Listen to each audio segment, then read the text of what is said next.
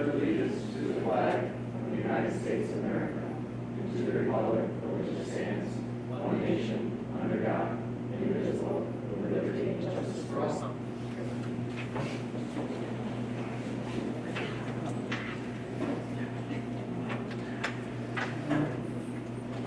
I'd like to make a motion to approve tonight's meeting agenda with no changes. Can I get a second?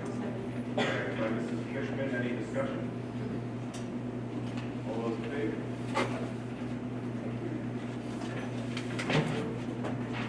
No blue cards, and we'll dispense with the community open forum and move right into item D, which is personnel. Can I get a motion to accept item D in its entirety?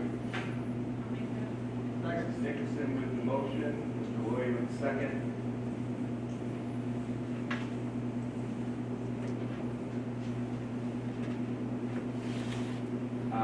Any discussion on item D?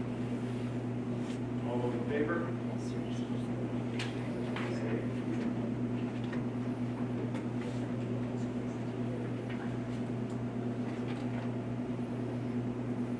All right, with that, we move into our consent agenda. Item E, I get a motion to accept item E in its entirety. Motion by Mrs. Wood, second by Mrs. Nicholson. Any discussion on item E? All those in favor? Thank you. And I think I said the same thing last year. Really incredibly nice. We have several donations to child nutrition, including our district office staff administration who pitched in to help cover some costs of those that might not otherwise be able to afford it. So very much appreciated. With that, I'll turn it over to Mr. Cole to introduce our first presentation to the board.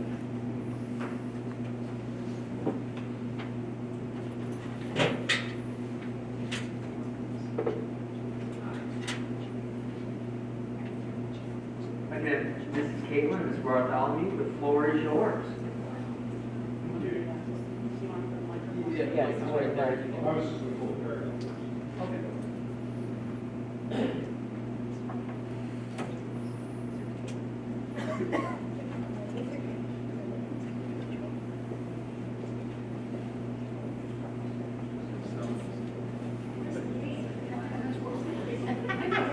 Okay, today. Hi, everybody. Thank you. I'm sorry. I don't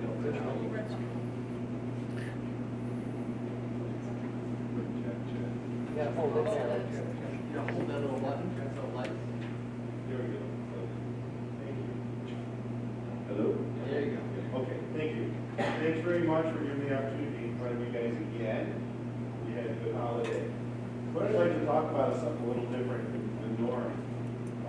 One of my pet peeves and something I'm very interested in promoting is compostables. You know, we've gone from washing dishes back in the 50s, 60s, and 70s in school lunch to going to a lot of the disposables, and for the most part, styrofoam.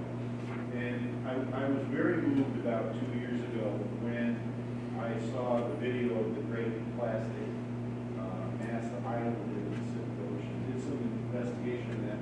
And although that's mostly caused from other countries, doesn't mean we shouldn't look into that. Me and my mother's a very big environmentalist, kind of was inspired by her. So we started out with, and I wanted to show you some examples of these, a compostable tray that we've actually been using for the past 3 years. And this has worked out great. It's actually a sturdier product than the styrofoam tray that we used in the past. And the nice thing about this is if composted properly, it goes through and it's decomposed in the environment within 120 days. Wonderful. Kind of stopped at that.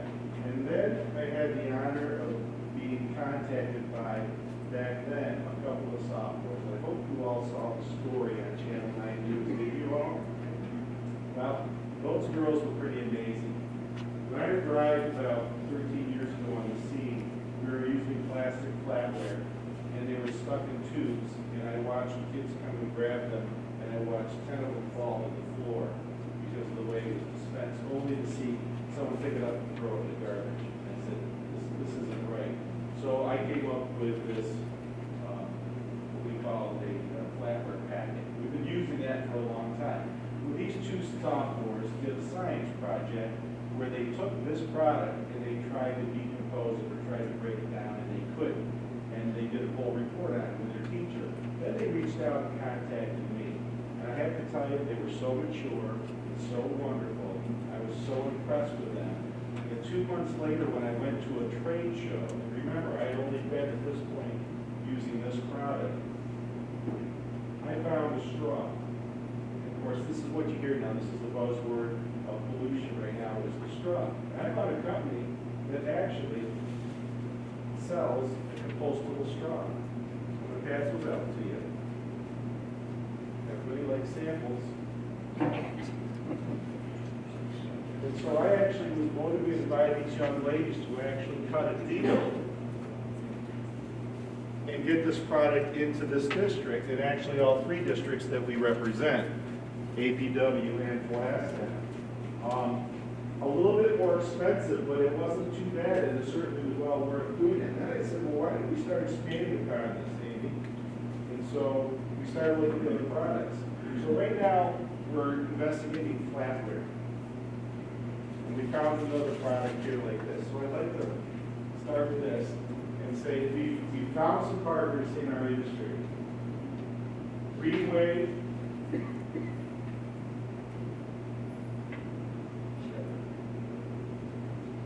Greenware, Epic, and Preserve.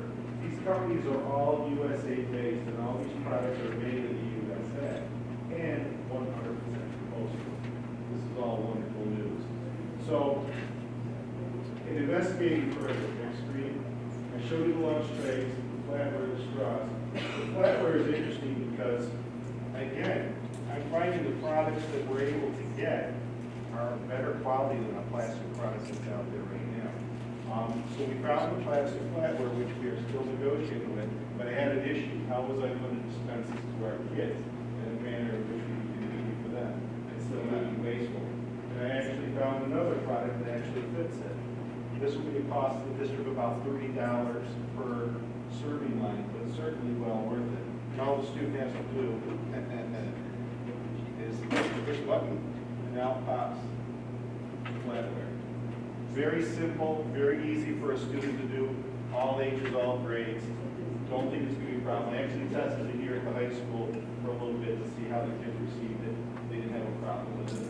Very, very easy to operate. And so then we talked about the cost. This product here costs us about $5, maybe a little bit more. But what I did when I did the studies, I discovered that the kids were taking and using the fork before they weigh everything else. This product only costs 3 cents. With a napkin, it probably costs about 10 to 10. Actually, the same money I go. Pretty cool. You don't hear that often. Very, very cool. So then we wanted to go further. Containers. Well, we've all seen these clear containers everywhere we go. Traditionally, they're petroleum-based containers, and they never go anywhere once they go to the garbage. This product here is actually a vegetable-based clear container. And I'm going to show you, I don't have enough for everybody, but I'm going to show you a little bit of it. And then Amy is going to show you something that we talked about last month that I think will interest you. The Lunchables, correct. So we actually made a Lunchable for everybody. This came up last month, if you were interested in it. This is a product that right now is currently being offered to your elementary students, and it's very successful. This one is our pizza Lunchable that is very similar to what you'd see in a grocery store. The big difference is this is a very healthy version of that. Rather than those Lunchables that you see in the store retail are high in sodium, this product is not.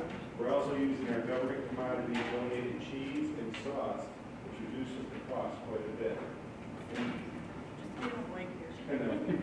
So I wanted to show you an example of what your student at the elementary could actually take and purchase. And I'll tell you, I think it's a pretty impressive lunch. We're going fresh vegetables, fresh fruits. The carrot would be an enhanced vegetable. We cover our protein and our grain by requirement. Your milk, this is a complete meal that your students can actually obtain in the elementary right now. very happy with them. And I encourage you to try those. We made those fresh for you today.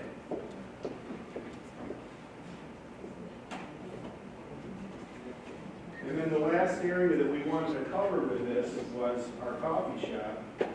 Well, we were using a clear container there, and sure enough, they make one that's also compostable that again is a vegetable-based product rather than petroleum-based. So this product would be for our iced coffee, and this product would be for our hot coffee. And again, 100% compostable. Now you heard me talk about compostable. What we need to do next, because I am doing something that isn't done in schools, so we're the first people out doing it. What we have to do is we have to educate. So I'm here today to talk to you about it, but I also have to educate the students. I've got to teach the kids to separate. With the help of Paul Brissette, we have a plan in place that will start eventually by actually taking your existing garbage cans that we have and fitting them with lids that will only allow certain, small hole for the straw and the flatware, that's all that goes in it. A long slaughter hole for the tray, that would be all that would fit in there. Garbage goes in the garbage. So we plan on doing a lot with the elementary schools and high school and middle schools to teach the kids how to do this, encourage it. So we're going to train them to do that, but we're still not done. The next thing we have to do is we have to partner with Oswego County, and this is where the sticking point is. This county does not have a compostable program, unfortunately. Onondaga County next door does, and they have a very good program. They will not cross-contract. So I've been in contact with Oswego County, and with the help of Karen Oaks at APW, who has a relationship, we've been trying to encourage them to do that. Now, they've told us that they're seeking grants to do this, but it really isn't terribly expensive. All they need is a little land and a way to build around and a little labor to do it every day, and they can actually create a product that they can use in their parks around trees and plants, create a fertilizer. So if we can get that part of it done, then we're complete. With 3 districts on board, possibly a few others, and then we were talking with Buffalo City Schools also, very interested in this. We can actually get these prices down so that they come in with what they call commodity pricing. So it's actually less expensive to buy. We're using a good product. We're using a product that disappears into our posting pile, and we're not putting plastic in it. It's never going to go away for our next generation. So, does anybody have any questions about this? So with Brewerton being in Onondaga County, that still doesn't give us an in? Our contracts with trash isn't in Brewer, isn't in Onondaga County, that's actually done through Oswego County, so it doesn't, I tried. At this point, they're not, they said that's interesting, we never anybody asked that. At this point, they're not interested, we're not big enough to have them do that. But hopefully we can get this, other districts going so that we will. This is really a push from the bottom up rather than the top down. Consumer driven sometimes is the way we have to do certain things. You said 120 days for the trays. 120 Is that days. right? How about these other things? Everything you see here is 120 days, but again, it has to be posted properly. It has to be put into a file, it has to be turned, it has to be worked, and yes, it'll break down that quickly. It's pretty amazing. See videos on it, it's pretty interesting. And the companies are very anxious to do this, because this is an area that they're not in. And if we can find someone like myself that's interested in doing it, we can push this forward, then there's the sky's the limit on what we can do. I wish that Tim was here, for 2 years to know they're doing it in their healthcare or B&I, that's what they do. Any other questions? Pretty cool. Okay. Thank you. Enjoy the lunch. And if anything else comes up that you think about, be sure to email. Yep, I'll take those back. They do cost money. This is the manager. That's okay. And they're green in color. Isn't that cool? Yes.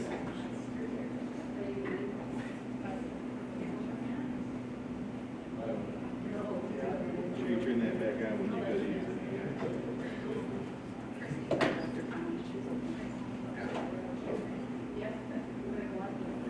So now we are going to transition to Dr. Collins, This is going to be the part of the board meeting where we're going to be talking about the programs that we're planning to pull back.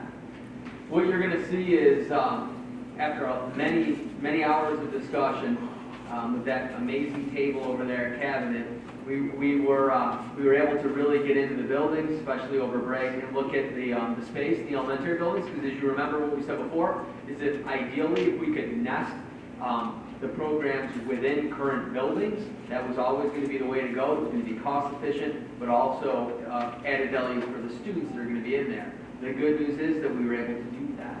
So that's a big plus without even having to look at CSI for next year. You'll see where that ties in when Connie Galvan follows Dr. Collins and discusses alternative education programs. Dr. Collins is going to be talking about exceptional education programs and those special ed programs. The floor is yours. Okay, so we're going to pick up where we left off last time. This graphic will look familiar to you. We talked about programs specific to children with autism, and we talked about programs specific to children with behavioral concerns, both at the elementary level and at the middle school level.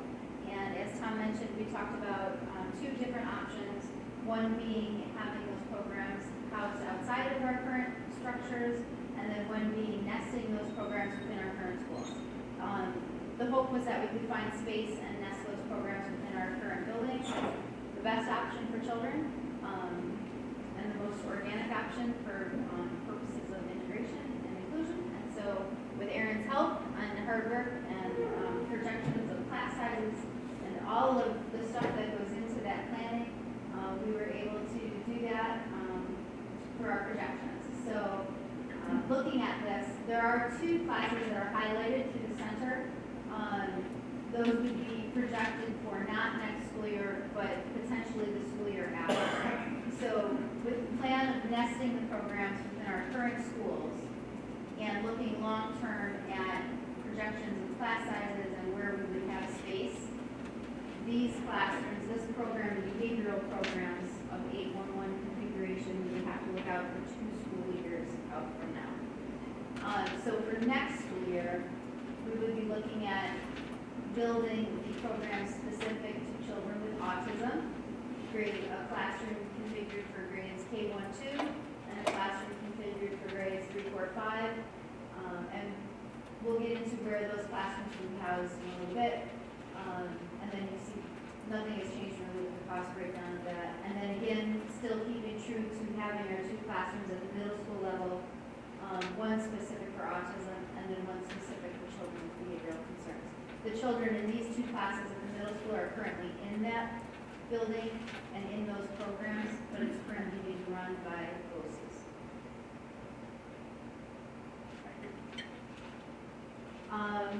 So in addition to that, to further segregate some of the data, we would need a full-time psychologist added to this program. We do have a recommendation. Someone with behavioral specialist would be preferable. That cost of that person estimated would be around $96,000. Just so you can see some further cost savings.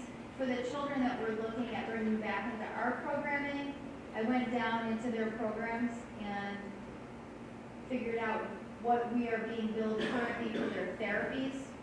So when we bring them back into our programs and have our therapists provide their occupational, physical, counseling, speech therapies, and also the cost savings of their teacher assistants, you're looking at those numbers there. So for example, if you look at counseling, which that school psychologist would be providing as part of their program here, if we provide the individual counseling sessions and the group sessions, we would be saving that $84,000 by providing it within the district, which is almost the cost of the school psychologist. Question, clarification, on the last slide, are these costs included in the tuition that's? Yes.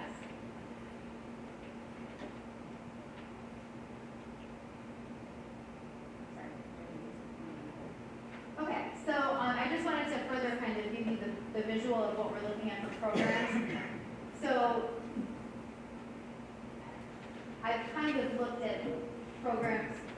0 through 21 for children, right? My charge is for babies through the age of 21 across the district.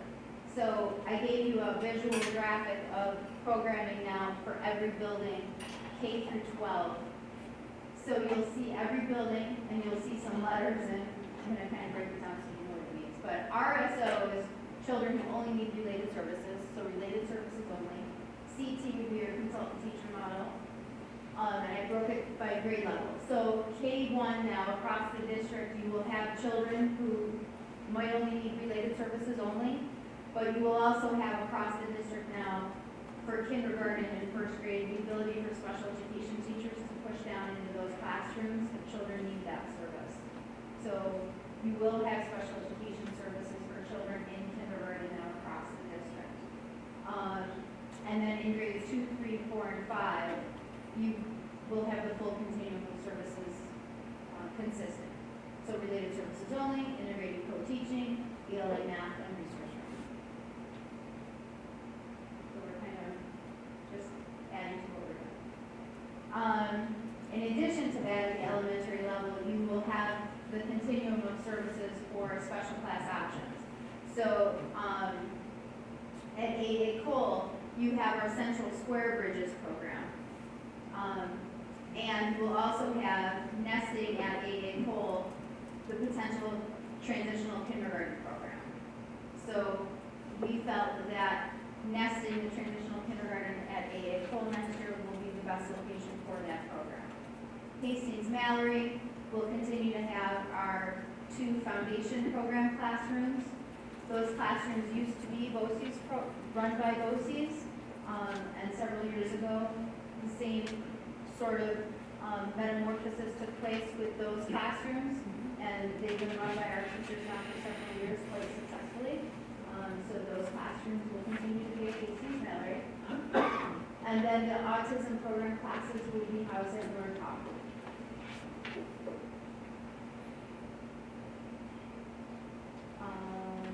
So this is the middle school.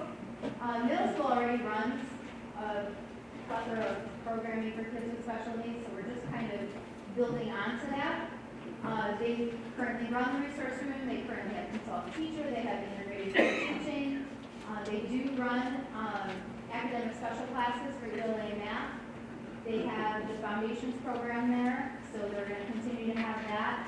They do have a behavioral class where children might go for 40 minutes a day and check in with the teacher.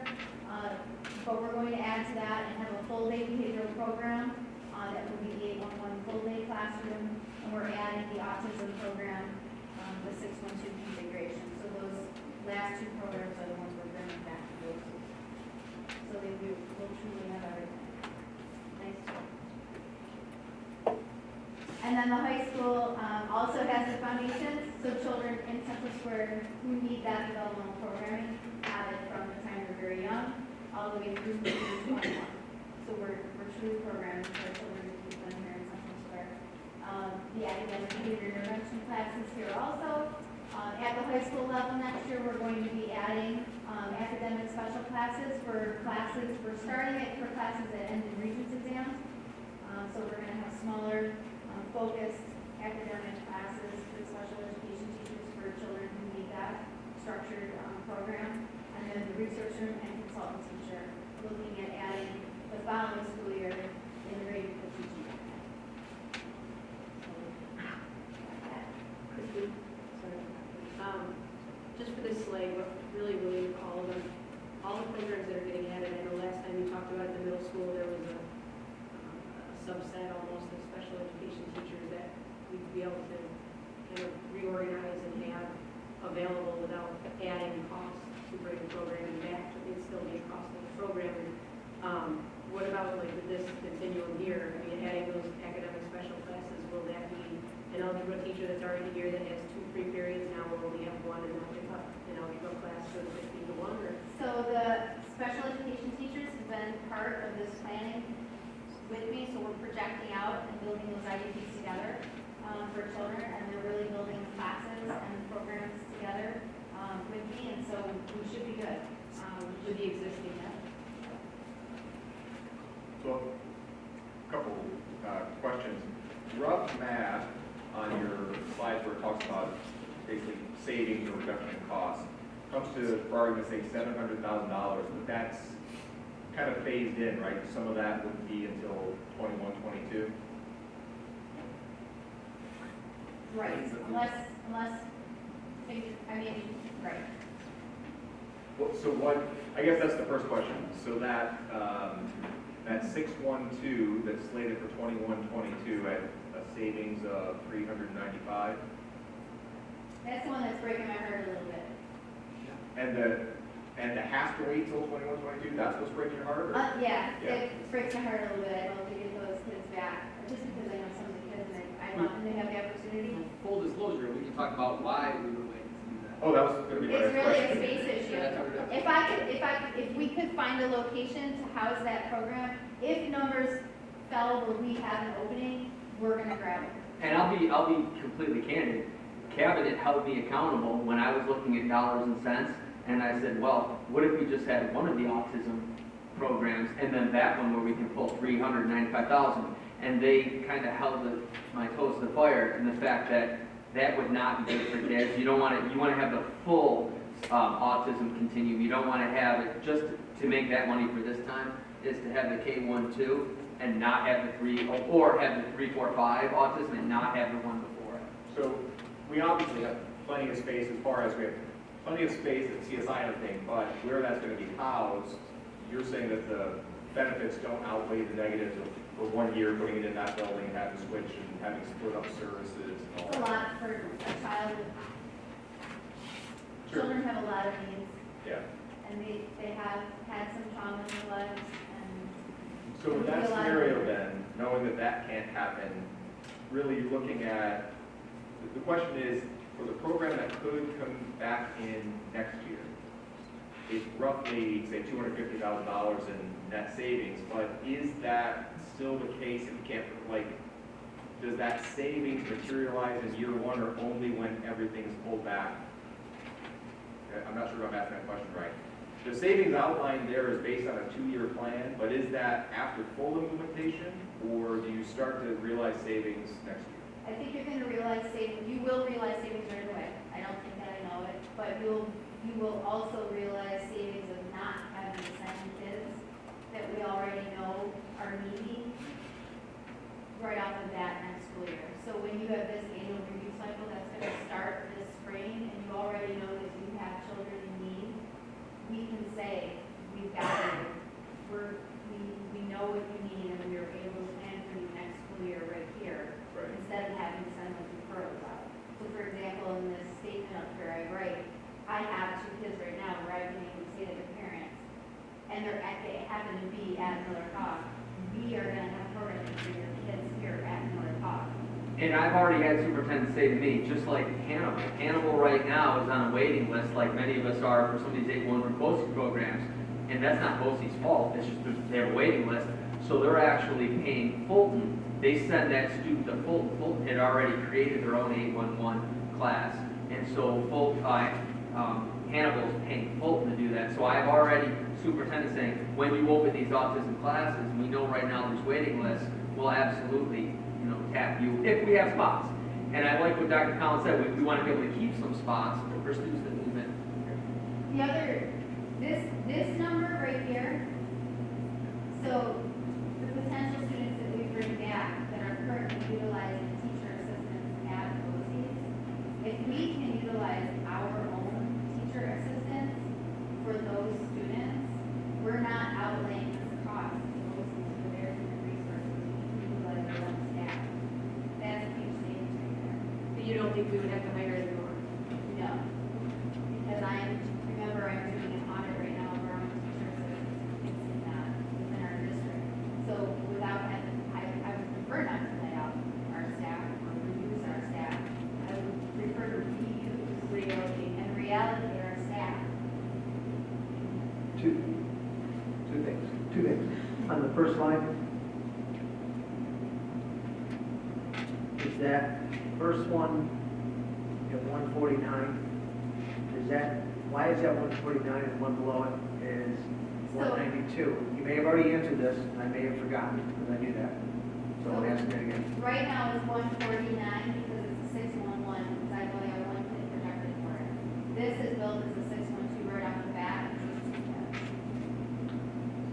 me to part two of part one is, so that will wind up being a 612.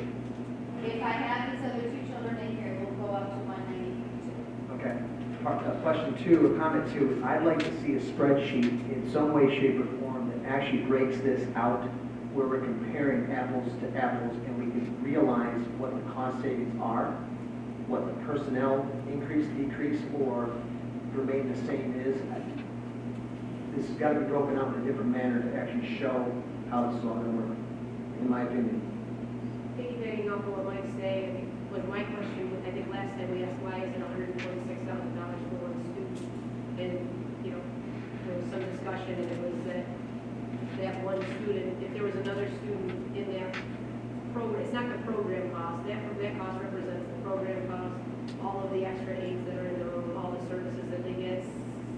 So that's specific to that student and all the therapies for that student. That one student. Yeah. Right, so those two more children that you put in there wouldn't necessarily make two more $146,000 savings. It could be $70,000 in savings for each of those two students. Correct. If they each had their own TA, it would be that cost. One of those students currently has their own TA, so they would be probably the very fair one. I could break out each one of these children for you and with adapting their needs. I don't know if that's really what I'm asking for, because that's going to be individual, that's going to change month to month, day to day, week to week, year to year, whatever that may be. What I'm talking about is that we've got a lot of numbers spread around over here, and we hear that there's going to be a cost savings, but I want to be able to see it. I can't see the format that it's provided. Steve, can you? I mean, you're good at this stuff. There needs to be an analytical presentation of this data to actually show us what we're paying, how we're saving money, and what that savings is. And I'm not being critical of you. I'm just being critical of that's what we need in order to justify this, in my opinion. Maybe I'm wrong. So, and Mike, tell me if this hits or not, because at the end of the day, and again, mine's only rough math, but at the end of it all, with full implementation of everything you've presented, we're looking at a, quote, savings of $603,000 annually, right? We're looking for a spreadsheet that, bottom line, like that. Here is our old cost, our new cost, and without, because I get a little bit lost, and trust me, I'm following line by line, but at the end of the day, I don't have the background or the expertise to talk too much about 812, 612, everything else. I am able to understand the budgetary impact and then headcount impact, which according to this is only one, we're adding one position, right? This is. $6 But something that bottom line is like that, is that what you're looking for? Yeah, we need to have a flow that's going to take us from where we're at, what we're spending, how we're going to make that savings, and what that savings is. I'm sorry, it's really no different than the budget when we presented the budget, right? Here's projected, and here's real, right? So you have a course of action, you think you're gonna have, and I agree with Mike, is that it's laid out, here's our current cost, projected cost, projected savings, and then a year from now, you should see actual cost. You know, we just say this is $100, or your cost $100,000. So the track is important to see, because Exactly. The data is probably all there. We just need it flowed out. I do. Maybe I'm the only one. So two things, with respect to what you guys are talking about, I think part of the difficulty of doing that is, for instance, that student at 146, they're in a program at BOCES that has that tuition, or has a tuition and then has all these add-ons. So that can only really be broken down by that. When you try to break down what it's gonna cost us to replicate that, like you said, you share the teacher cost for the classroom cost, the tuition, over those 6 students, so you break it down and you'd be able to do that hypothetically, but I can see where it could get very messy. But, Yeah, so let's say, in fairness to that, let's say, look, we talked about, we have a speech teacher, we know we have room in her schedule to take on that student. There in itself is going to be a huge savings, because this is the speech teacher that was connected to the cost that we can see when we get the billing sheet by OCs. We can line that right up to the fact that it's gonna be no cost, because we have that person already on staff. But I guess that's the question, is it no cost? Do we really need that person?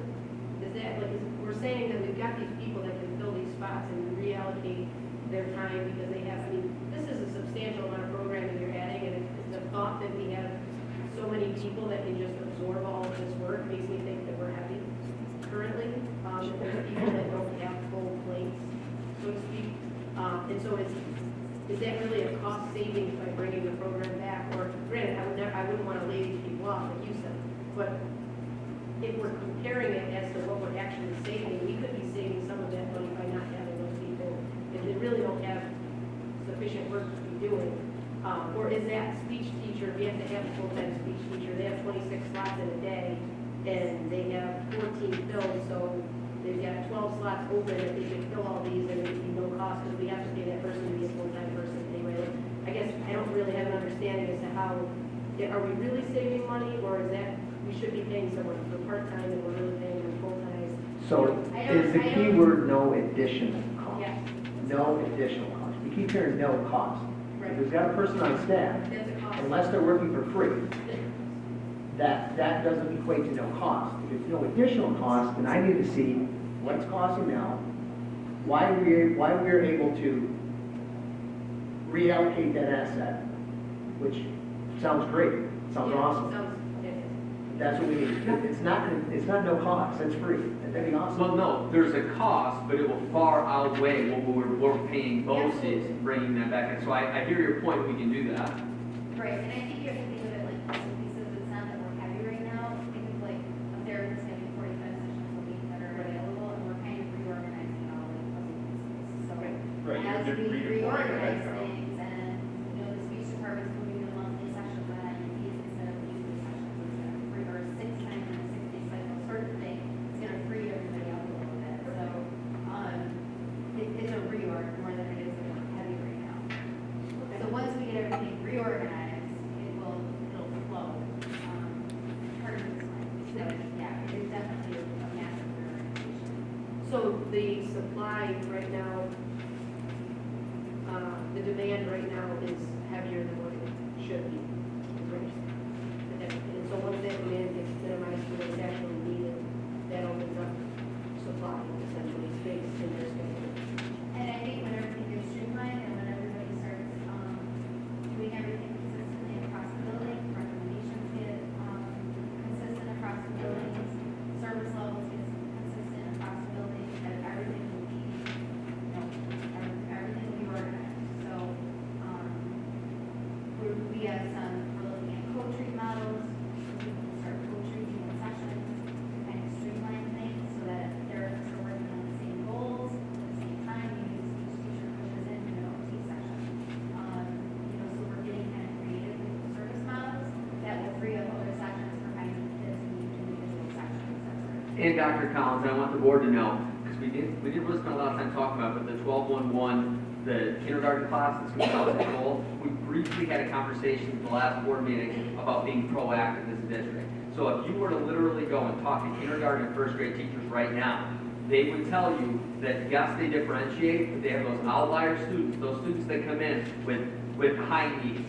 And unfortunately, the way that it's happening is they're coming, whether they're not in any UPK program at all, they just come to us, or they have these needs, they're going to be able to go into that 1201 program, their classroom, for that year, get all those intensive needs, and then go back and do kindergarten again. And so what we're hoping is, we're not going to be, if you go back and you look at the last 5 years, we're throwing one-to-ones. We're throwing TAs at these students for a number of different reasons that they possibly, if they got that foundational first year, that they wouldn't need. And we all know the cost of a TA, salary and benefit, it's up there. Yeah, so I would say that I think the exercise to present your reorganization, I think would be a good one. I think it would be good to sell, because you're going to put this up as just why, so it makes sense to us, it makes sense to SCAD as far as what this big move now is going to go. And then my other question was going to be, do you have enough therapy? Talk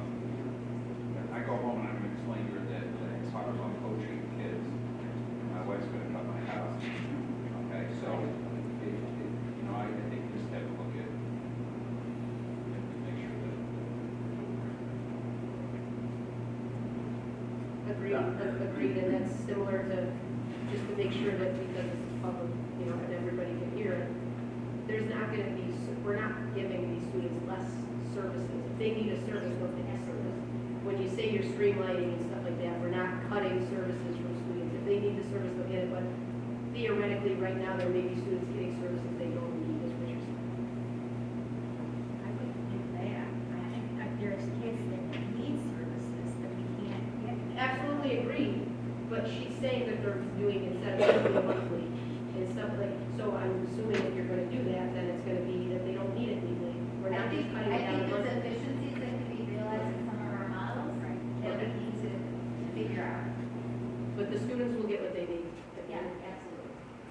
And again, I think I did this same thing last time, but I just want to make sure we're all marching to the same tune here, because at the end of the day, all of this could be done tomorrow by administration.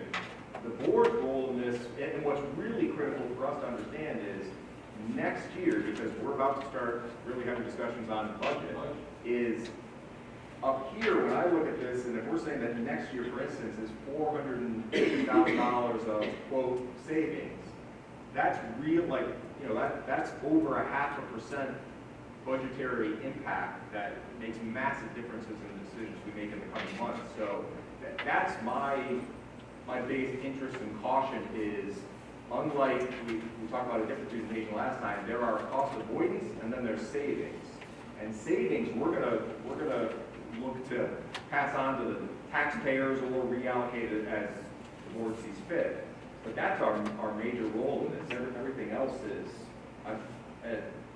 no one's asked anything inappropriate, it's good information to have, it can pique our interest, but reality is they don't need our approval or buy-in. Obviously, we're gonna get a lot of questions from the community as these changes happen, so it's important to have these discussions. And I think also, cut back to Collins, you said it a lot to me, is, yeah, we can do a presentation, we can do a slide on an Excel spreadsheet on what it currently is, what it could be, but what that's not gonna show are all the students that we have on the waiting list that were never in the program, that teachers are pulling their hair out going, oh my gosh, like, No, it's not, but I think that's part of the analysis. I think it is, here's the dollars and cents, here's the headcount impact, and here is the benefits and the possible negatives. Everything you do in life is gonna have those, right? And I think it's just really one slide bullet point summarizing all that, because the reality is that's a massive benefit to say we're gonna be offer services to 24 students that in the past were on waiting lists, Yeah. right? That alone Yeah, we could get just- this board to, you know, Yeah, we just want to do what's best for kids,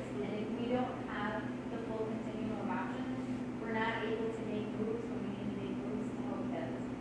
Our hands are tied, and our teachers can't always do what they need to be doing for all of the children we have been able to do it for, and we need to. So we just want to be able to help as quickly as we can. sure. My only other question, or I guess interest would be, you know, so we have obviously consolidated down over the past years 2 elementary schools. It's a question because if there is any issue with it, we'll obviously hear about it a lot.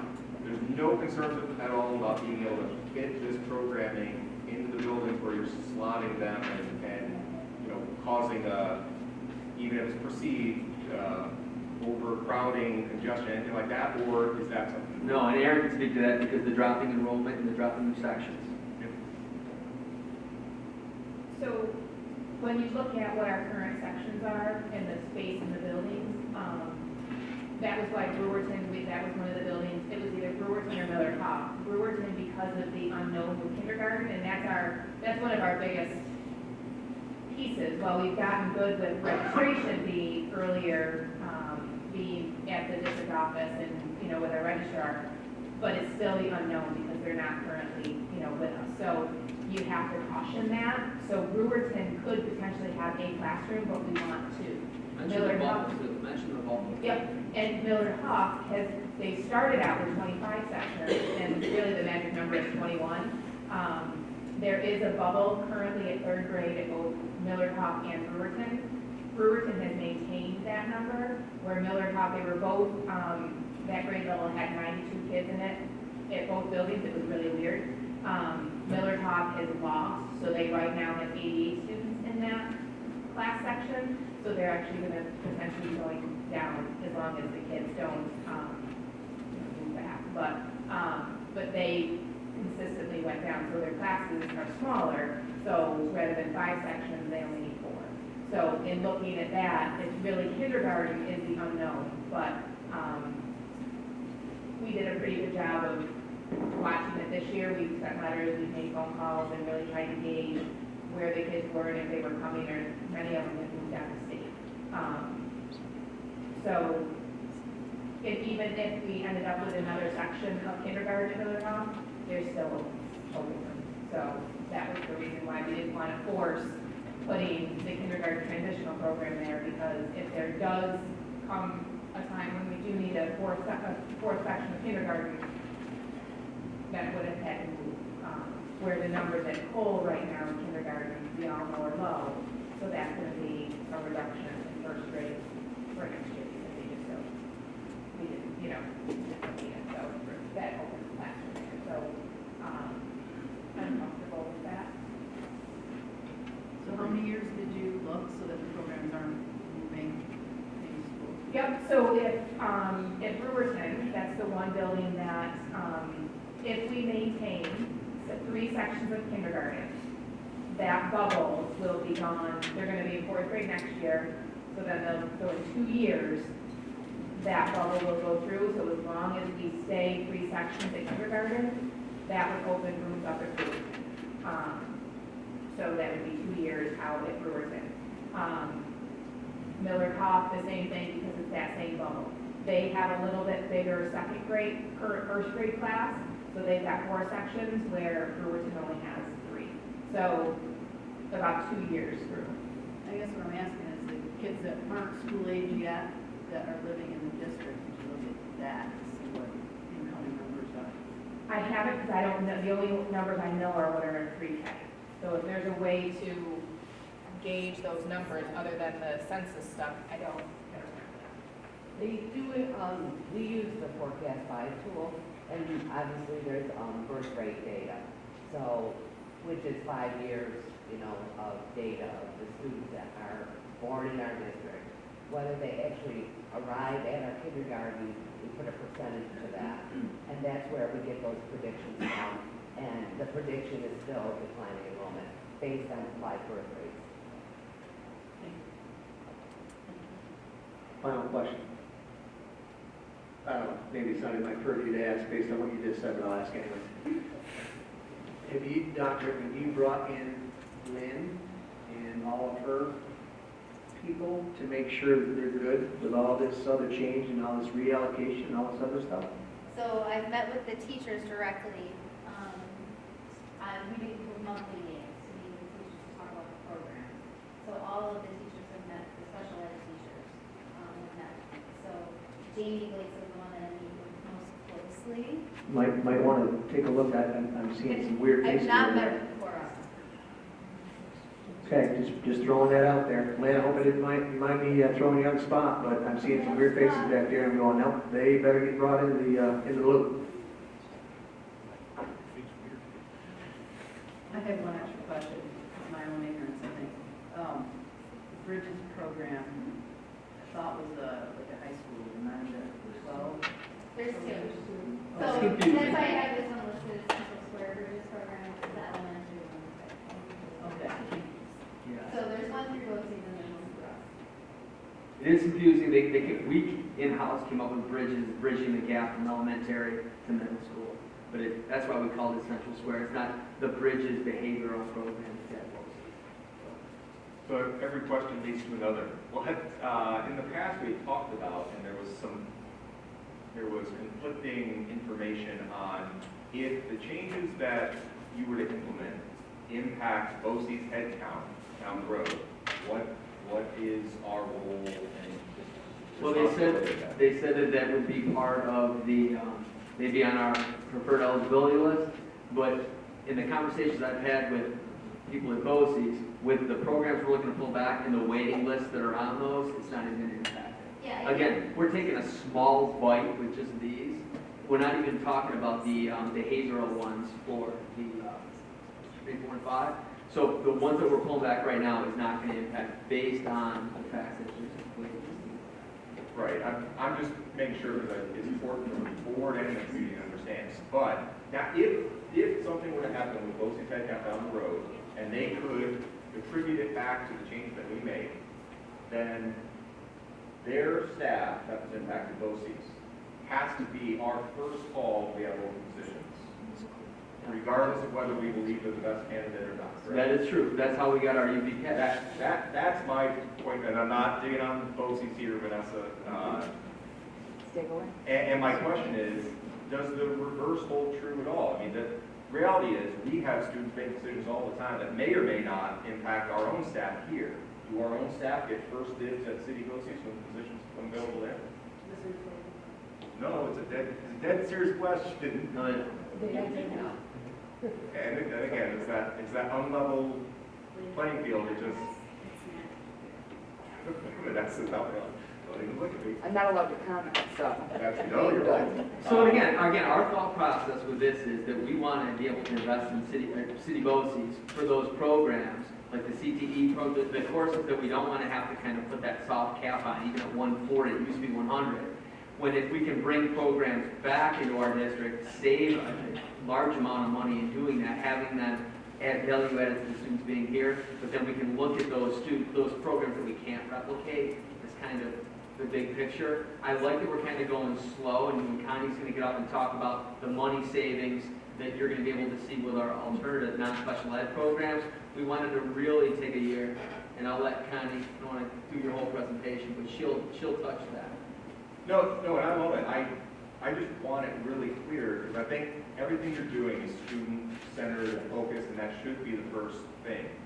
I don't want our community or our staff to miss the point that, and I don't even know, it's a state ed rule about the first call programming is impacted, because we don't have an individual contract. So state law protects BOCES employees very well. They don't afford the same privilege to our own employees. And that, to me, is really important to point out, because, you know, we should be student-focused, but the reality is the next thing after that down the line is we do want to take care of our staff. And the state isn't giving us the ability to give them the same benefits and possibilities of jobs down the road that most employees get. So, as we talk about lobbying days coming up in Albany, that's one of the things we ought to be talking about, because it's a lousy setup for individuals. So, nothing to do with your presentation, sorry. That's okay. All right, at this point, we'll transition Connie Galvan for our alternative education program.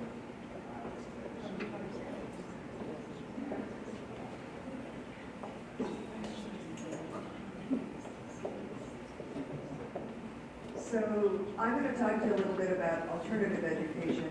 Not that it's any less exceptional than what was just presented, but alternative education is programming that's set for kids that don't have necessarily IEPs but don't fit into the regular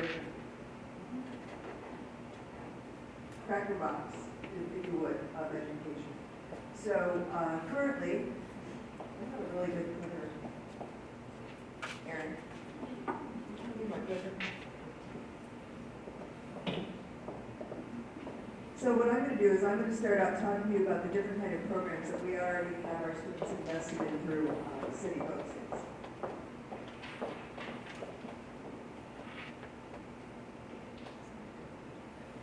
So right now, we expense out $305,625 to service 9 students in specialized alternative ed programs. So I just broke it down to an average cost of almost $34,000 per student. So my presentation's a little bit different than Dr. Collins's in that I'm not going to tell you you're going to save a huge amount of money, because the way we work it is, Maureen gives me about $350,000, so this is what you get for all 10 kids. Pick your most needy, and then figure out what you're going to do with everybody else. That's the way we kind of work that. So what I put together was, what could we build and reduce the per pupil cost and service the number of kids that we truly have, those kids that we talk about every single time, of what are taking up our personnel resources right now. So again, the difference is our students don't have, these students don't have a disability, they aren't going to be able to stack their services. They don't include our CTE students. They don't include our Project Explore students. They don't include our special ed programs that are, say, in the basement down at the middle school. They are placed in programs based on need. There are highest and most at-risk kids for dropout.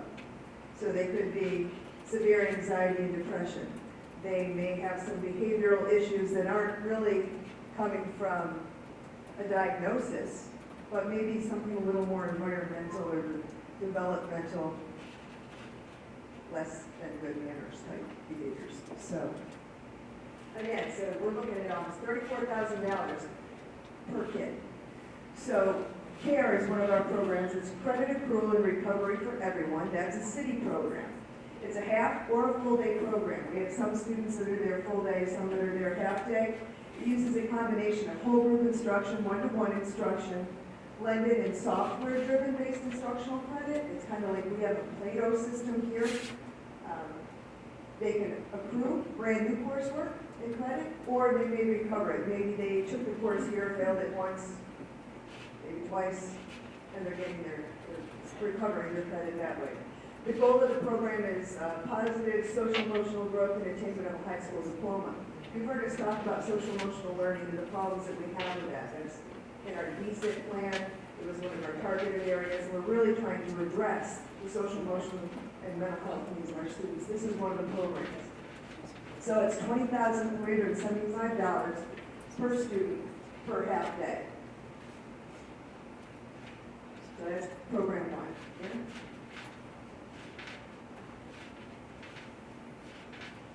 So the typical students that attend this program, just to give you some background so that you can see what is the program that we would recreate.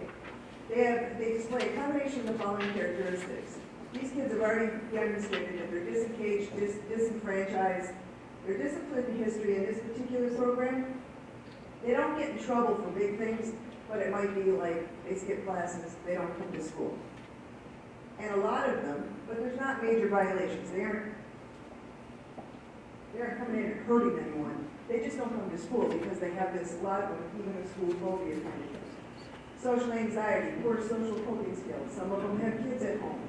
They're not on track to graduate as a result of gathering inadequate credit accrual. A lot of them need remediation in ELA or math.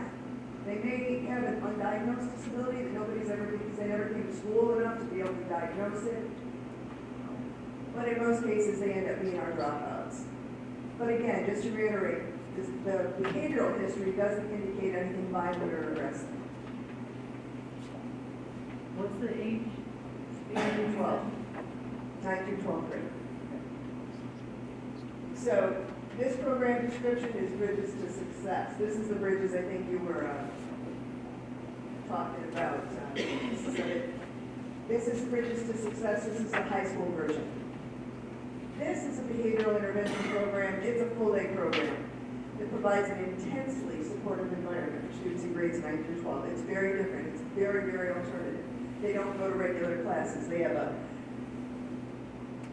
counselor with them all day long, a behavioral specialist, a high-intensity counselor.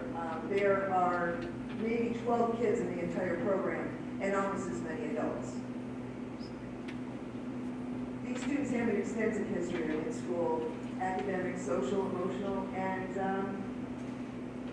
severely aggressive behavioral problems that disrupt the learning. The cost of this is almost $41,000 a student. Right now, I think we have three students in this program. We brought one back this year because he wasn't attending enough. So we worked in, he wasn't doing anything great in there anyway, so we brought him back.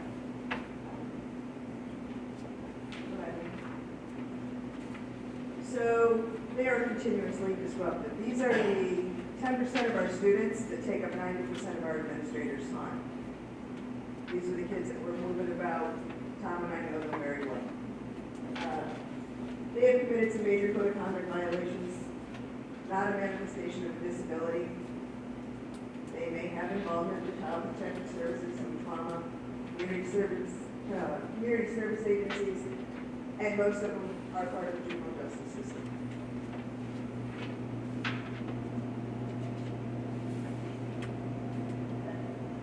So these kids are not on track to graduate as a result of their inadequate to cool again. They need some remediation, usually in ELA and math. And they're out of school suspended a great deal. So we're either having them in our transitions program, and actually, a lot of these are the kids that we won't even put in the transitions, a 2-hour-a-day program, we have to send someone to their home. If we can find someone that will go to their home. Task. This is similar to what used to be a GED program. It's preparation for the testing, assessing, secondary completion. It replaces the GED.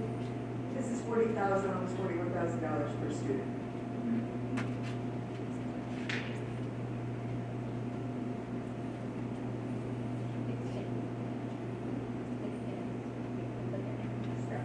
So again, in total, for 9 students, we're spending $305,000. So, how can we do it better and for more learners? So what I'm going to show you is, there is some cost to ours, but the difference will be, it won't be for 9 students. And you'll see that as I go through. So, possible scenarios and timelines. If we establish, and I call it like a care look-alike program, we could do that as the middle school next year. In what we call the garden level, that came from Dr. Collins, also known as the basement level. The garden level sounds so much more It sophisticated. was our 6th grade, so it's not like it's the base. She asked me something about the garden level one day, and I went, your school? I don't know what that is, but, so this would take 3 to 4 rooms, needed depending upon the enrollment. The way I look at it is we could have 15 kids in a morning program, 15 kids in an afternoon program. And I'll show you all the costs of that. Scenario B would be the possibility of having care and task at CSI in 2021. Why would you want to do that? Because both of those programs being half day, you want to have some other piece of component. So what we also talked about would be adding a work-based learning component. Meaning there would be something there, whether it's a coffee shop, whether it's auto redemption center. One of the things that the business department has going on right now with work-based learning, like we have kids that are going out to different places and learning as part of their CDOS. Ways to function in a work community. We could set some of that up right there. So scenario C would be to have all 3 of those, care, task, and bridges at CSI in 21-22, and also investigate the addition of a work-based learning component. Are you leaning towards one or still? I would love to do that. C? But again, that's another year out. And there's some investigation into it. See? You're leaning. Yeah, I would love C. In 2 years. You start small, because if you try to bring this all back at once, Wait, so, you don't get 2 shots at making it great. so are you saying start with A? I would start with A, just starting out with care. That's the middle school, takes a couple of rooms to get our feet wet with our first step into alternative ed. As we're doing that, that's when we would then investigate the next piece, because these behavioral specialists that are so important to it, we can share them along the way. Because without the counselors, programs won't succeed. And we had some board members that went on the tour, and they saw the coffee shop when the kids over there, associates were making the beans, grinding it, the whole process, and that's something we could absolutely do there. Absolutely, we can do that. I know right now we've got a program through our business department. I've got these students that I think I paid $30 to send myself flowers every month. Somebody had to send me flowers. So Erin and I share them every other day. I put them in her office sometimes. But the kids go through, they make these beautiful flower arrangements, they deliver them. They're learning work-based skills. And I happen to know a couple of the girls that are doing that. They didn't even talk to people before. You should see them walking through now, checking it out, you need water, you've got to adjust this. And just the confidence that they gain from this. That's one of those value-added pieces. We're not going to put a price tag on that. So, my dream would be scenario C. I even told Tom that after I retire, it's back. It's very cheap. So, what would the task look-alike program? We'll follow the same nature, but look-alike for us. Number of staff to apply the program. one full-time teacher and one TA. I think it should be done with that. Number of students to be serviced, we can do 10 in the morning, 10 in the afternoon. So what's the cost of a full-time teacher? Morning, it's about $70,000 with the benefits and all of that, and a TA is about 40. So for $110,000, if we were to fill it, as you can see, look at the cost per pupil there, and I'll go over those numbers with you. I actually did do the math. I don't promise anything in my math, but I'll just be for checking. Although Pearl, I did know that she missed Eagle Eye never misses anything. So what would the care look like programs? Well, again, we could do 15 students in the morning, 15 students for a total of 30. You could do 2 full-time teachers. You do need that social worker assistant. That's what the kids need. They need a lot of access to that person. That's the trust, that's what gets them to actually get. Then we depend on the teachers to provide the services. Could it be done with a teacher and a TA? Maybe. Connie, just to clarify, you said some of the students that we send to care now are full day? So that We number, did have one that was there full day. but so that number of 30 students could be 28 if there's some overlap? But if we had the work-based learning component, what we would do is we put it in both. Some of our kids go to BOCES in care, so that's an even bigger expense because they have the CTE expense and then the care expense.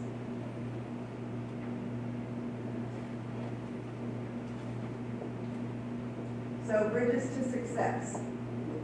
Number of staff, you want at least 4 teachers.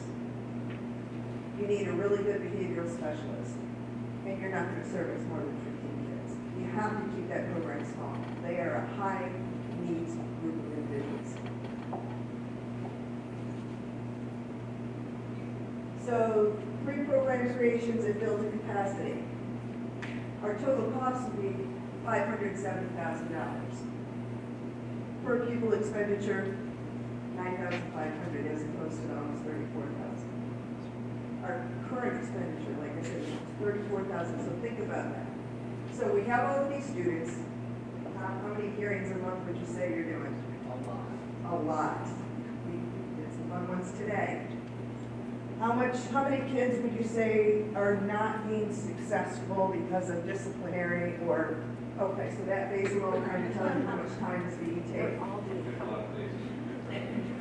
So, we're only servicing 9 kids, but those 9 kids, it's almost fun to watch. When I say to the counselors, okay, you have $350,000. Figure out who you're sending where, because you're not getting any more than that we have in the budget. Like, I know, but that's how much you got. Here are the costs of the programs. Who are your most highest needs? Where you're gonna get your biggest bang for your buck? And then we'll figure out how to handle everything else along the way. So you have no concerns whatsoever in filling your classes? Kristen, do you have any concerns over whether or not we can fill that alternative education program? Not even a little bit. Not even a little We have a bit. waiting list beyond anything you've seen. So what are some of the other costs? Again, just that's putting it all together. What could it look like? Easy, and the safest way to start is with a care program or a care lookalike in our garden level at the middle school next year. That's the easy one. You can't have that here. Somebody said to me, well, don't we have a couple of classrooms here? We do. But the whole thing is those kids won't come in this building. They have school anxiety, social anxiety, for whatever reason, they won't come here. So you have to put it somewhere else. Putting it in the middle school is a shot in the dark. Will that make them more comfortable? We don't know. Michael? That was my question, how is it gonna make it if they're, It's not their peers, it's younger kids. So they don't necessarily have to carry themselves the same way. They have a separate entrance, and really, they don't even have to come up to the middle school where everybody else is. So how is this different than the Red Hawks program? So the Red Hawks program, that's embedded in their everyday schedule. Their teachers are just handpicked. So they have 4 classes a day, at least 2 of them are Red Hawk teachers. So these kids would be a step more severe than the Red Hawk kids. They're stuck down. That's probably good. Are they, yeah, it's more intensive. It's more intensive. These kids, the Red Hawk kids, we're trying to bring them back, we put them in. These are the kids we couldn't put. That still love us. So then what do you do to the next ones?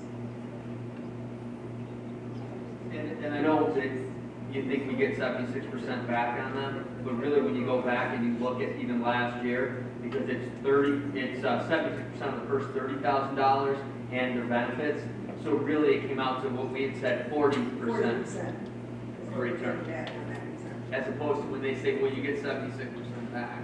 I'm not That's- saying that the programs out there are good, they are good. They're good.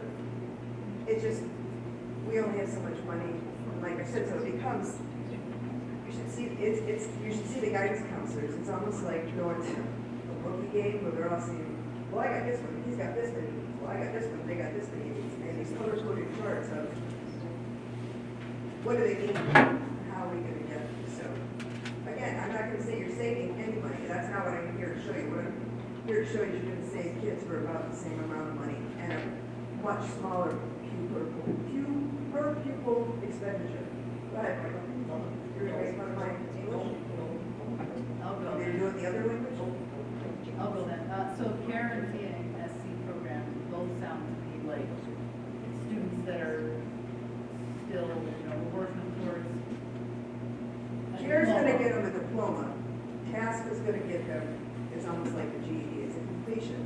It's an assessment of completion, but it's not a regular completion. Okay, so, but the versatility of the teacher then, typically high school teachers are a particular subject. Are these teachers that teach multiple subjects to that age group, or do you use multiple teachers? So, for Karen Task, because they're computer-based instruction, most of the instruction is done through the computer. The teachers there basically to guide them, help answer questions. What I would put in there is an ELA and an math. So you have the two strongest components. But when we do Plato, which is credit recovery here, we actually have a TA that's because they've already gone through the course. Not everything is successful in that either. The instruction is computer-based instruction.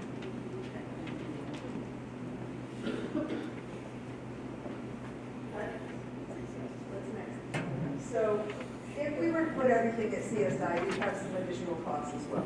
Because obviously, if you put everything down there, then you've got to open the building up a little bit.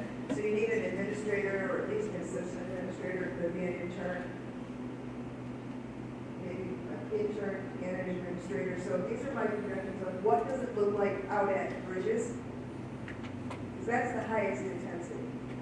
You need a clerical person, you need some custodial staff. Because you have, if you had full-day programs there, you need some food service. But you're gonna need some food service anyway, even if it's half day and they're doing the second half of the day component. So again, you're not safe, but you're reallocating staff. Becoming. Yes.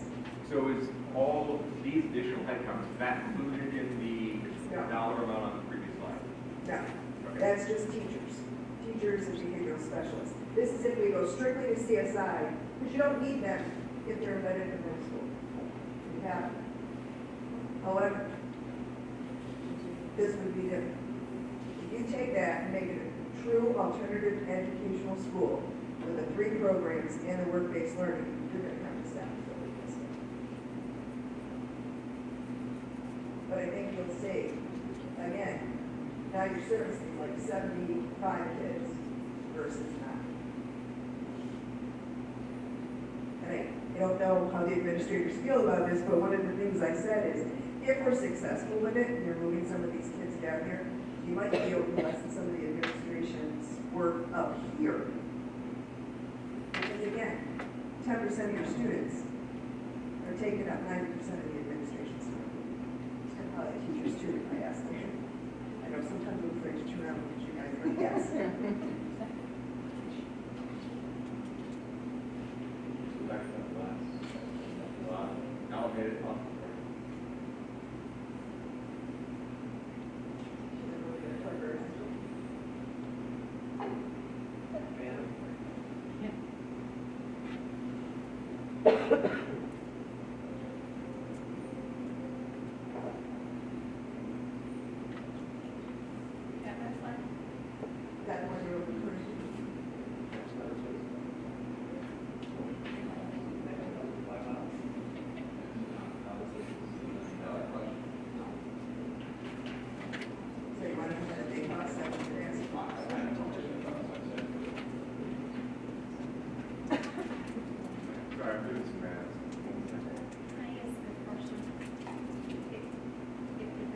if the building is already going to be open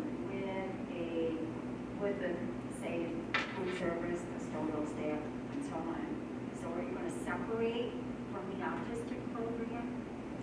So the autistic programs are in the middle school. That's not there. This is if you open So this- CSI. These are all that No, programs. when you want, for the elementary stuff that you wanna do with that building. No, we're not doing any elementary stuff. What's talking about the highlights? Yeah, the highlighted, K-1, 2 age, and the 3, 4, 5 range.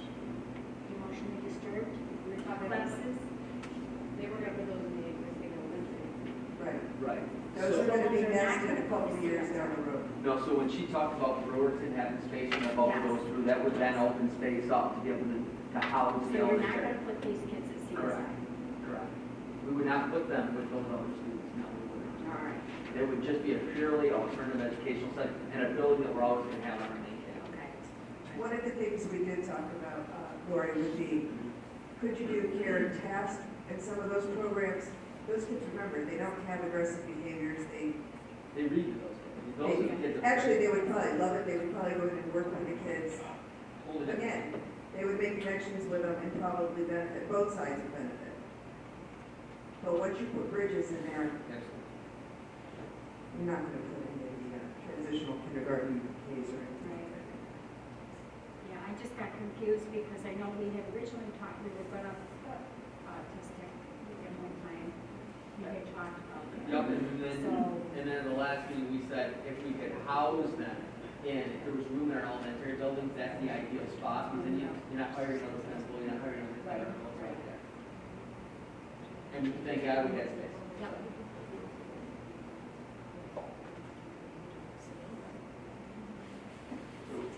Do you think today, how many do we have participating in care? 3 moving into 4. 3 and 1 proposed. And the one proposed, we're talking about bringing back to full day CTE. No, she's going No, it would be task. 4. It would, yeah, It would be 4. And bridges, 3. 3, and tax? Well, it must be 2. Yeah, I'm a numbers guy, so between both presentations, like, what I'm getting out of it is, at the end of all of it, if you did everything, when I say the highest cost model, I just mean, that's not a negative, but if we did everything as far as moving everything in scenario C, including this additional headcount and everything, both programs combined is just about a break even. So budgetary impact, as far as we're concerned, may be pretty much flat. But just in alternative ed, you're able to possibly offer services to 65 kids versus 9. Correct. Yeah. So as I said, my presentation isn't going to come here and say, this is how I can save you money. My presentation was come to say, I can save your children, decrease your dropout rate, improve your community over time at a moderate cost. Great presentation. Well, I think the next step would be is to find out the efficiency. If you're taking, it'd be a business side of it, taking 75 kids out of the school, right? So where's your savings going to be? So that's, So you're going to do what Dr. Thomas is, the next step, is where's the efficiencies, and where can you make that up? Make it so that it's an even thing. So it's a win-win, right? Because It you're is, not going to because- process a lot more money, and then a lot more kids are going to get served. and those things are gonna 75, that reduced 75 at the high school. So right now, they're on our books. We have to make room for them in a class. We have to have teachers for them in the event they might show up someday, but they probably won't. They usually don't, and when they do, it's not very fun. So I don't know that you would, I mean, I can't promise you if you said, would you have to hire new staff? Probably. The staff would go down there, because you're taking the 75 out of here. If we know they're going down there, we could probably reroute our staff. Can I swear to that? Oh, no, I'm saying that No? that would be, to me, that would be the next step in the analysis of the presentation. That's all. Right, so if you figure class size of 25, if we were to move 75 kids out of here, it would be like saying we're gonna move 3 teachers with them. Well, if you look at the number of teachers I asked for, that's almost a wash. Not quite. Not quite, but almost.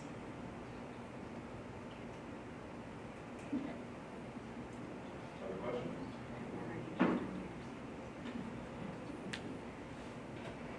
Just ask. Is there any aid that we'd be losing by doing all of this? Is there any aid that we'd be losing by doing all of this? I mean, again, I'm asking out of ignorance here. But I know we talked a lot about aid and all, and how the state component plays in. I don't think I've heard any of that talk tonight, so. Well, as Maureen said, with my group of kids, we get about 40% of that 306,000 back. But you're, again, servicing 9 kids. And for special ed, no. Well, and that's awesome. I'm not taking Right, anything away so from with that mine, whatsoever. you're not really, you're losing that 40%. But you're quadrupling the number of kids you're gonna service that you couldn't service. Well, I could. Well, If you raise the taxes. So the 305,000 that you have listed as today's expenses for those 9 students, is that after we get the 40% back? So it's actually like that. Yeah, so that's- That drives aid. That's an aidable number. Okay. All of the special ed components does not drive aid. Fine, so for argument's sake, it's 120,000 more that we're, quote, losing, costing, whatever, at the end of the day on this because of aid. Correct. And because we're doing it internally, to be able to offer to more students, whatever, I'll leave all the other commentary behind. The state won't offer aid on it. Not that I'm aware of. No, the aid's only because it's supposed to be service. Now, one of the things that I would be looking at when I do the Title I, II, IV, and depending on how long we're on the ESSA list, is directing some of that money toward it. But that's finite money. You know, that's meant to supplement, not supplant. But, so that's, I would be looking at some of that. Like, if you take a look at what I did with those grants this year, well, our SPO spends so much of his time addressing this, and this. So I took that percentage of the time that he does addressing discipline, bullying, this, that, and the other thing, because that was one of the things that ESSA looked at. I took that percentage out of my ESSA money and put it toward his salary. Same thing with the social worker. Well, if they're spending this much of their time working with students due to this, this, and this, all of which were ESSA targeted issues, I took that percentage of money out of the ESSA money and put it toward their salary. Can I do that all the time? No, because we don't know if we're gonna have that money everywhere. So- But I'm pretty good at, single mom for 20 years, jockeying the salary around. You'd be amazed what I can do with a grant. The two presentations combined lead to this question because, there's so many moving parts, but for argument's sake right now, all in, including aid loss and everything, so you're probably talking about an increase of, say, $120,000 to $150,000 in the program. Again, lots of benefits, serving a ton more kids. But has there been any discussion, are you comfortable with that not being, what does the board need to do to consider that budget decisions? Because, we already know that the state aid picture's not looking good and Well, that's funds why, aren't even up, but- yes, that's why I wouldn't go with the scenario 3. I would go with CSI for next year. I'd want to look more at the alternative ed programs, what that's going to do with our staffing, with retirements that we have coming in right now, what we don't need to replace through attrition. I'd like to look at that. To me, the special ed with Dr. Collins, to me, that's a no-brainer. I'm seeing what we can do there. Keeping, not opening CSI next year gives us time. I mean, eventually, we're going to have to do something with that, though. It's just going to sit on our campus. We're going to have to do something to be able to maximize, and I love what she did to show added value to 60-something kids as opposed to 9. It's not, we're not reinventing the wheel. There's a lot of school districts in our county and in other counties that have their own alternative ed programs. I want to explore that more and see how they did it, the cost savings, the value added, what it did to their graduation rates and whatnot. But this has been done. I mean, the bottom line is I sit with the chiefs all the time, and even Chris Todd has said, if you could bring programs back, bring programs back. We all have declining enrollment. We have schools that you're going to start seeing more open classrooms. We're seeing it. We lost the whole house Lindell, you're in the audience. When did we lose the house at the middle school? 6 years ago? Oh, no, it's before that. 2008. Before I got here. They lost the whole house. Aaron was there, they lost the Under house, I the- don't know if there was a connection. So we know that, so if there's a way, and it's a win-win for our staff as well, to be able to then absorb that by bringing programs back, it's going to be value added and a cost savings. All the other districts in our county are doing that, and then we can get creative. Then we can say to like Hannibal, we're doing the full, yeah, we'll take, we have spots for an autism, $140,000 kid, okay? Or North Syracuse, hey, you got a spot? Yeah, we'll take that spot. We have the ability and leeway to do that. This is like chess. It's just seeing multiple years ahead, knowing that we continue. Seversky's dead on. I looked at it again over the weekend about the declining population, the live birth rate. This is one way for us to be able to look at that, have some control in a situation that I truly feel the governor is trying to do all these things to us, so we have a county-wide district. I believe this empowers us to make our own decisions as opposed to being the whim of government.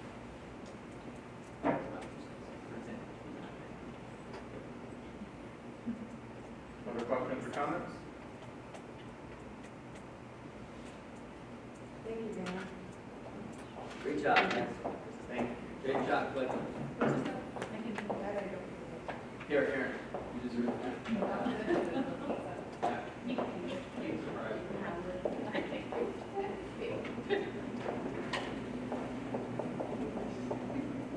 All right, thank you for great presentation. Move on to item G, which are reports under unfinished business.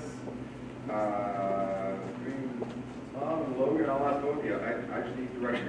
Secondary, big brother, big sister, stay on here. I don't know if there's further reports. He's got an update. He's got an update. All right, let's hit it. So the update I have for today is Mrs. O'Mara found out that Schneider Pin does not actually own Schneider Packaging anymore, so she no longer has a contact. She's been trying to get a hold of the HR representative that is down and doing so, and has reached out to an engineer that she knows there, and they will be reaching out to the HR. If she hears back, then we will move forward and try to take Schneider Packaging into the corporate mentorship program, and if not, we're going to start looking at other companies to look moving forward. Thank you. Thank you. All right. Right, moving on to board reports. Ms. Fishman, nothing? All right. I do. I have several things tonight. First, just heads up, Mrs. Haskins doesn't have anything to present to us tonight from city, but I was talking to her beforehand, and she was good with relaying the information. And I know there have been some even conversations this week. I know you received an email about, the idea of a community weight room, and I know you're looking into that. But there's also been other discussions around just gym space and the problem that, with so many things going on, it's a great problem to have that we're so many activities. Mrs. Haskins advised that city is now making gym space on a regular basis available to component districts. It's kind of first come, first serve right now, and they'll adjust maybe that procedure as time goes on. So I think that it hasn't been cascaded down to all the districts yet, but We've been using it for winter guard in the past, so now I know we can utilize it for other spaces. That's awesome. Thank you. and then the only other thing is, as discussed before the holiday break, and I wrote this down just so I don't get tongue twisted and everything, but the topic came up and several people have asked about, the passing of Larry Wink from Hastings Valley Elementary. What some possible ways going forward would be to kind of honor his memory and possibly memorialize his impact. And so I've laid out something here that I'm going to let all of you know the timeline. It's certainly open for discussion, but I will be making down the road a motion to somehow memorialize his impact. And after discussing just the idea that the topic would come up at a board meeting with his wife, she is beyond honored that we would even discuss it, whether something happens or not. She's fully aware that there's no guarantees. The family would be thrilled with anything that we would do, and they also understand that if nothing happens, that there's a lot down here. But I'm going to be suggesting down the road that the possibility of renaming Hastings Valley Elementary to Larry Wink Elementary, and right now I would suggest Larry Wink Elementary at Hastings Mallory. Let me go through the timeline of what I would suggest, which is this week we put a notice on our website and also put out through maybe a text blast or email blast, whichever Tom thinks is best. Letting people know something to the effect of that the Central Square Board of Education will be discussing how to best remember the life and impact of Larry Wink on our community. A suggestion has been made to rename Hastings Mallory Elementary to Larry Wink Elementary at Hastings Mallory. The board is seeking community input on this idea and also welcoming other suggestions as well. In order to do this, they will be utilizing the following timeline. Now through January 24th, if you have feedback on renaming the elementary or other suggestions as ways to honor Larry Wink, please click here. We can do a Google survey to allow input. On January 27th, which is our next board meeting, the board will review all feedback received, discuss any and all possible actions to be taken, but this will be discussion only. Obviously, it will be open to the public, but no action will be taken at that meeting. And then on February 10th, if we are to take action, we would make the motion, vote on it that night. And the reason for that timeline is because if we were going to do something like this, the administration has to have paperwork into SED by March 1st. So in discussing that rough timeline with Tom, he thought that was enough time if we were to move forward. So that being the case, I'll open it up for discussion as far as the timeline, any initial thoughts or anything you would add to the timeline, but that is my plan, is that on the February 10th meeting, I would be making a motion to some degree based on community impact to remember his impact. So I'll open it up to all of you. Sounds like a great plan. Any concerns or thinks that anything's missing from the timeline? The one thing I didn't list there that I would suggest is that I would reach out to the Hastings Mallory PTO president and invite them to speak at the January 27th meeting, just because I think they're a good source to gather feedback from clearly the part of our community that was most impacted by Larry, and they could represent all those voices. The community is always welcome, but the reality is that I think it's good to funnel it through kind of a single. All right. If you have any questions, comments, concerns, let me know. But otherwise, we would plan to put that message out probably the next couple of days on the district website, and we'll navigate it as it comes. So. All right. With that, I'll open up to our rest of the board, our student board rep. Anything else that you want to discuss tonight? All right. Thank you. No additional topics? Yeah. All good. All right. All right, superintendent's report. Congratulations to the following Baltimore High School students. All county senior high honors chorus. Jessica Georges, Samantha Cook, Serena Hayden, Isabella Caesar Walls, Kylie Glarno, Anna Sywalski, Faith Farley, Leo Richmond, Katie Fredberg, Michael Haywood, and Liam Evelyn. All county honors senior high band, Jessica Georges, Julian Howe, Kyle McAllister, Danny Moran, Claire Ames, Trevor Francisco, Rachel Stringer, Anna Sywalski, Daniel Moody, Shane Hanna, Kyler Jesse, Joseph Umano, and Hope Johnson. Congratulations to the following students who have earned a seat in the upcoming All-County Band Festival that will be performing on January 18th at Fulton High School.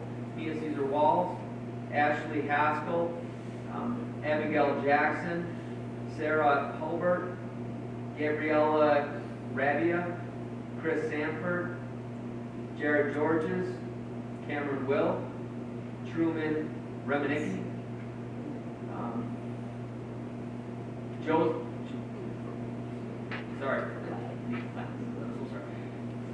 Sophie Curry, Connor Peterson, Kevin Battles, Nicholas Lennox, Ariana Fenton, Samuel Stuff, Campbell Bagley, Megan Elderbroom, Brian Purdy, Abigail Sundit, and Luke Hayden.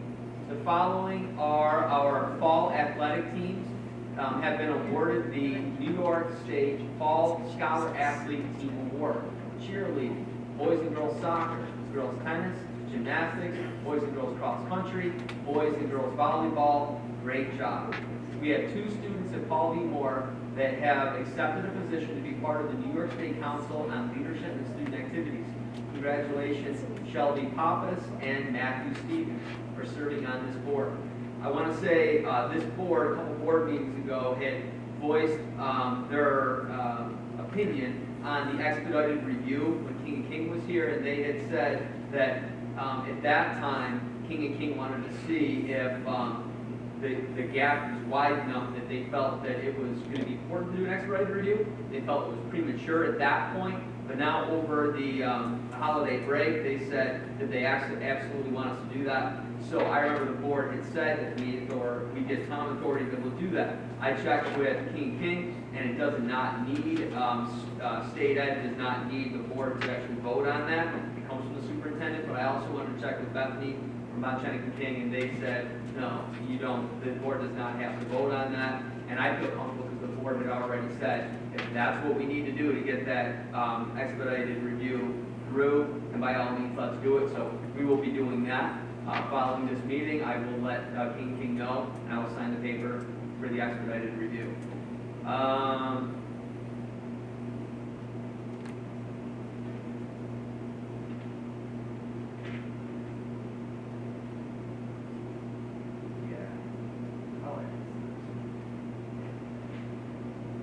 And that ends my superintendent report.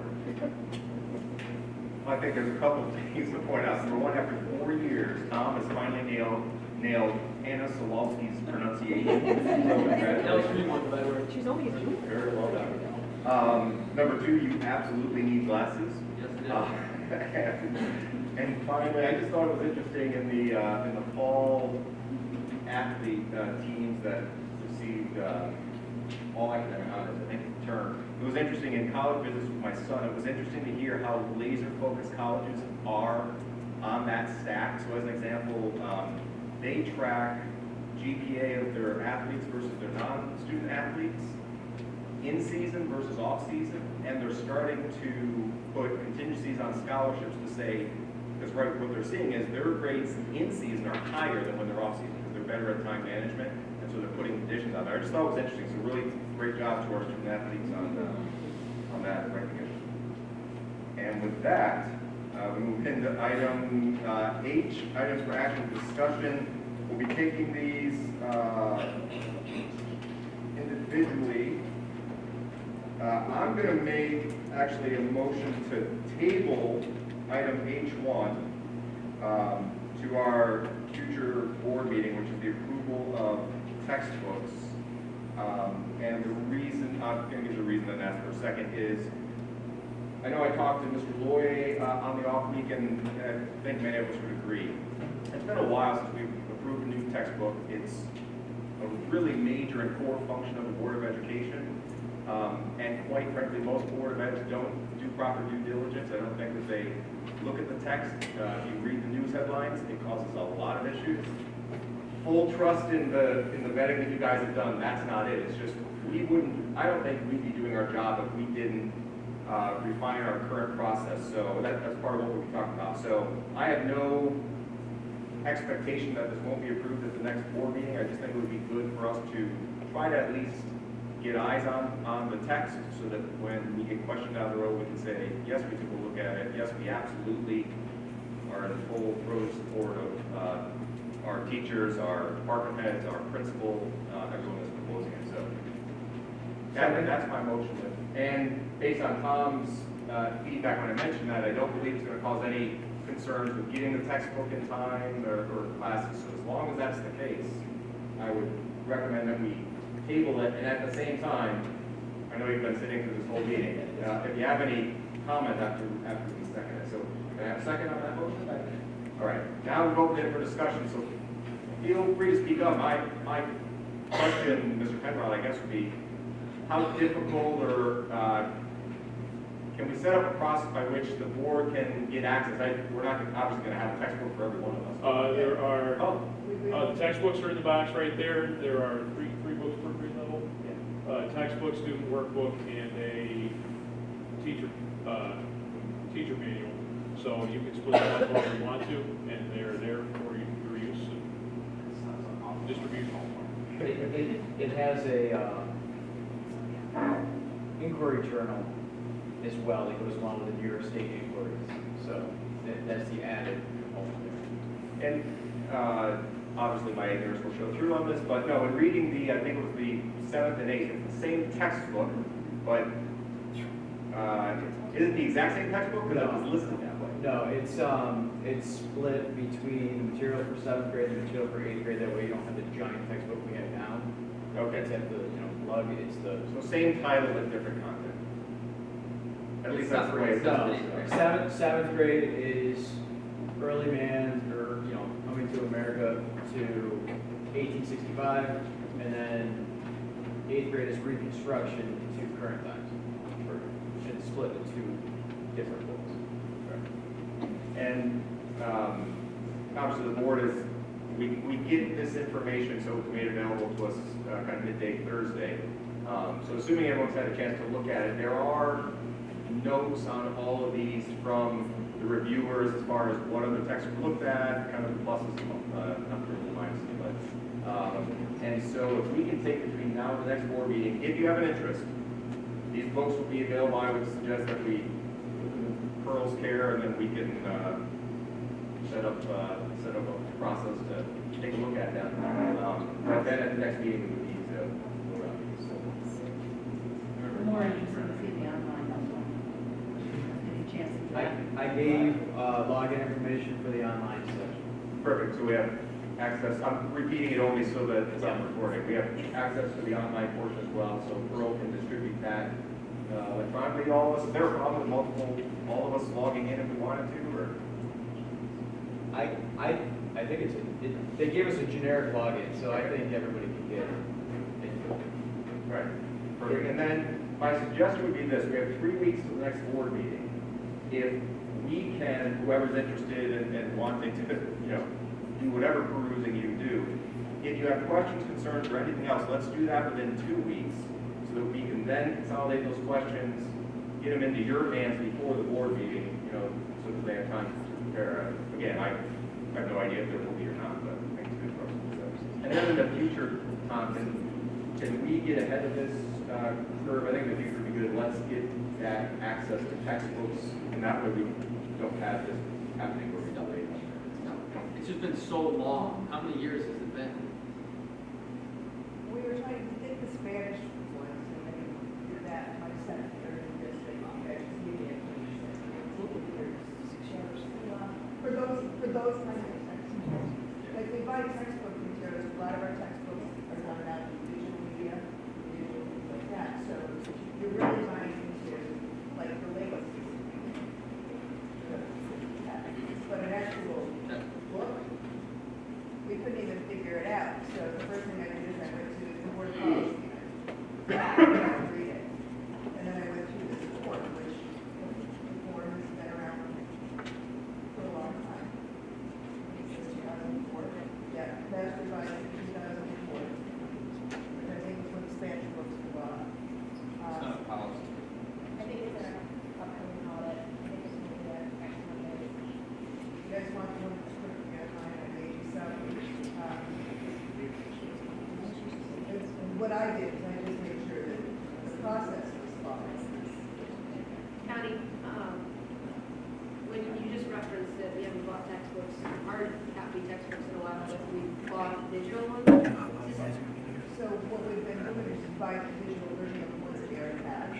So, but does it, and is that does not go through the same policy? So when I talk about we buy textbooks, we're not buying textbooks, but what you can spend textbook money on. So like the Lego things. You can use textbook money to set for so no, they aren't like books you can read, like little pieces of plastic books. That makes sense. Like little body kits, things like that. Because people don't use anymore, really. So didn't realize these books, like I saw in the description, are tied to the inquiries that New York State requires. Right, the inquiries are really revised. Right. But in terms of content, with some of the news that's hit, and some of the objections that have been made with respect to some of the textbooks that are being purchased and the content that's being removed and or replaced with some questionable other, maybe somewhat political content, when they are using digital textbooks, how is that controlled? Like I said, it's bought with textbook money, but it's not necessarily books, it's not anything you're reading, it's more of hands-on stuff. So one of the things we bought a few years ago was a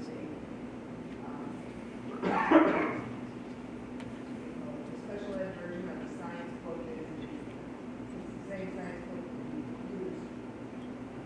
Right, and I hear what you're saying, but we're obviously in a time where I can see hard copy textbooks not being the go-to for some people. And so in that sense, like this example, we're buying hard copy textbooks, and so you know the content, and the content is what's on the pages, unless you rip them out and replace them with something else. But in the event there is a digital textbook bought, I mean, are they like annual? Is it like you only buy that annual version? and you So have one to of do them it? would be like the Zello thing that we used for business support. It's not really a textbook, it's really a software program. You just use textbook money. Okay, If no, that makes sense. I hear But you. it's not a book.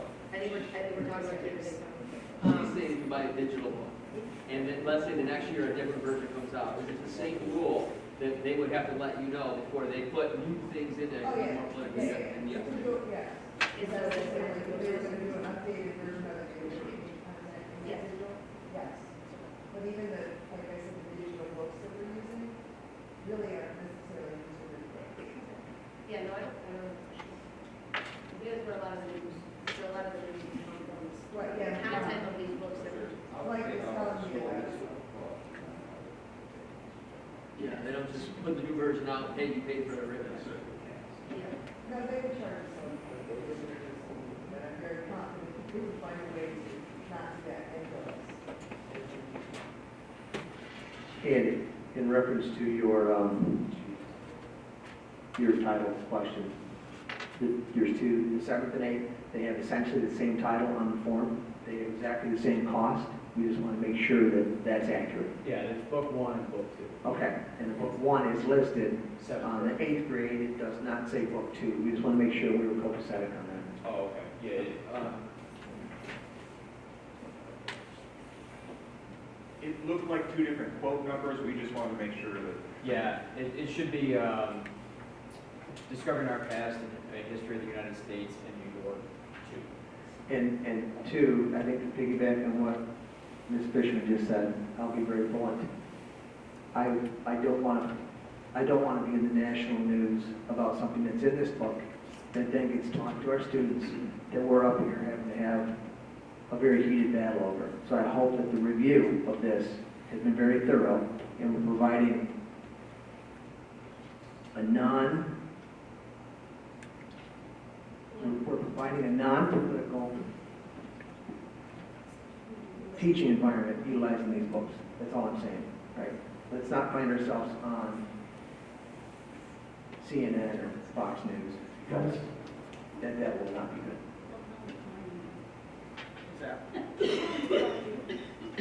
All right, so we have access, if you're interested in looking, perusing, whatever, let Pearl know, and, you can stop by there.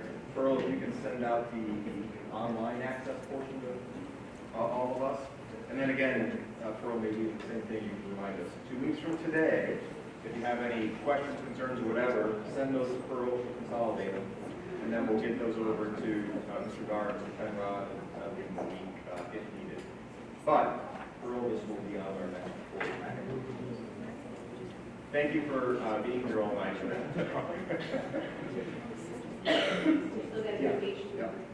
Any other discussion on each one? Okay, so all those in favor of tabling until the next board meeting? Thank you. Making a motion to approve item H2, approval of the first reading of proposed district policies. Mr. Boulay with the motion. Second by Mr. Patch.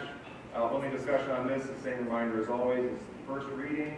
At our next board meeting will be the second reading, and assuming that it passes, then it will become our policy at that time. So, any other discussion? All those in favor? Unanimous, thank you. And I'll make a motion to accept item H3, approval of a new course proposal, social media in business. Can I get a second? Second by Mrs. Fishman. Any discussion on this? My discussion is simply in looking at it, that looked fantastic. I'm excited to see this added. As a person in a very large business, it's desperately needed. So thanks for adjusting the times. Any other comments? All those in favor? Yeah, thank you. And can I get a motion to adjourn? Second. Mr. Patrick's motion, Mr. Williams, second. Any discussion? All those in favor? Thank you. Have a good night.